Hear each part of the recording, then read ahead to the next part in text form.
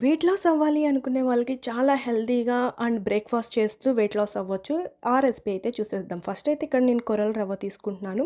And ఇవన్నీ నేను night నానబెట్టాననమాట. మినపప్పు అండ్ కొర్రలు 2 మనం మాక్సిమం 8 అవర్స్ అనేది నానబెట్టుకోవాలి. దాని తర్వాత మనము ఇక్కడ మినపప్పు పేస్ట్ అనేది చేసుకుంటాం. అండ్ కొర్రలు జస్ట్ మనం వాటర్‌తో కడిగేసి థిక్ పేస్ట్ గనక చేసుకుంటే మనం కొర్రల రవ్వని పిండకుండా ఇలా డైరెక్ట్‌గా వేసేయొచ్చనమాట.